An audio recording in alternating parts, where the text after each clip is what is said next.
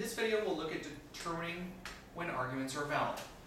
An argument consists of two parts: the premises, which are the given statements, and sometimes called the hypotheses, and the conclusion, which is the resulting statement that follows from the premises. An argument is valid if the conclusion necessarily follows from a given set of premises. That is, an argument is valid if the conclusion is true whenever the premises are assumed to be true. Otherwise, the argument is considered invalid or fallacious. The structure of an argument is going to look like this. We have premise 1, premise 2, therefore some conclusion. And the argument can have more than two premises. You can have any number of them. But that's the general form we're going to look at an argument being in. There are several standard arguments we'll talk about, and we'll have rules for how to deal with them. But all arguments can be validated using truth tables by making use of the fact that this structure of argument can be rewritten as premise 1 and premise 2. That is, if premise 1 and premise 2, therefore, then the conclusion. An argument will be valid when the truth table construction for this, that is the last column, is all true, when the truth table construction yields a tautology.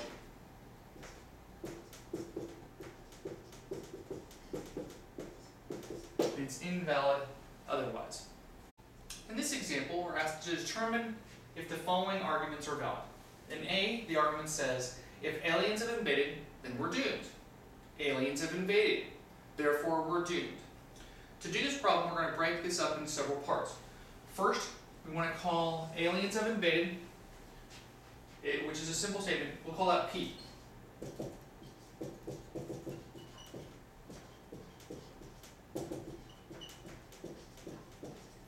Next, we'll look at the simple statement, we are doomed. Call that Q.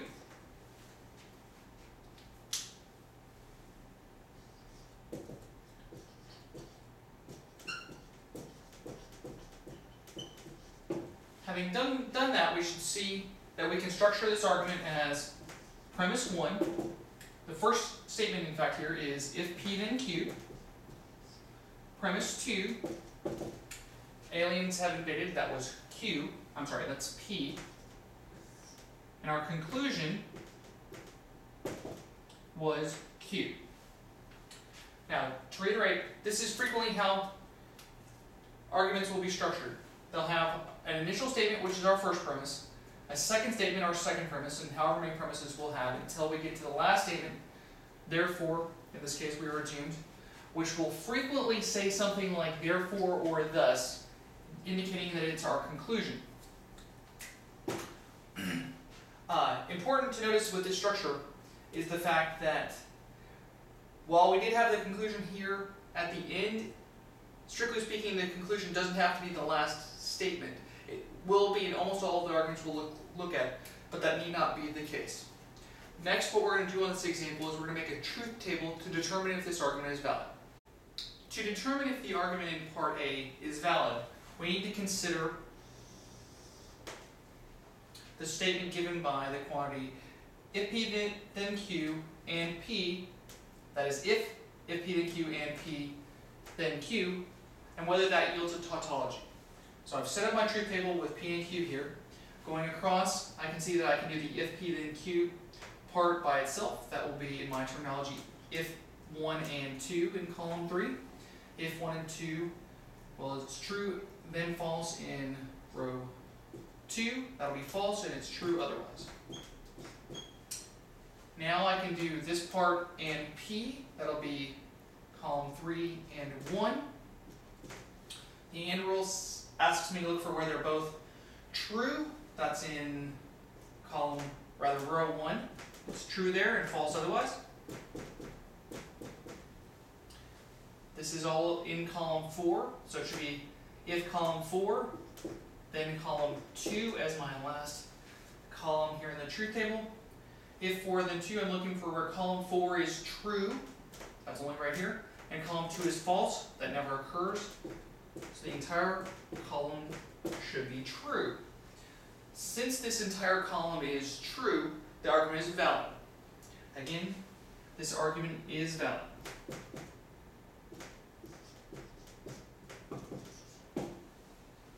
Next, we'll consider another example. This example reads, if the Rangers win the AL West, then the Rangers will win the World Series. The Rangers won the World Series.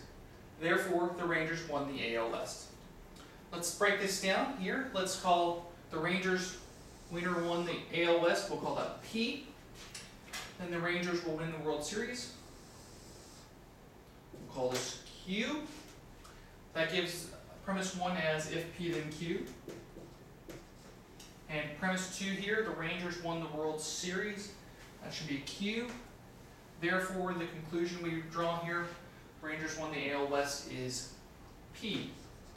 So we have a similar but slightly different argument to what we saw last time. As before, we're going to make a truth table for this and determine whether or not the argument is valid.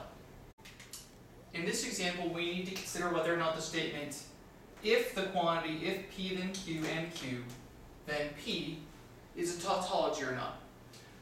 Doing the truth table looks like this, and I see in my final column that the overall argument is not all true, so it's not a tautology, so this argument is not valid.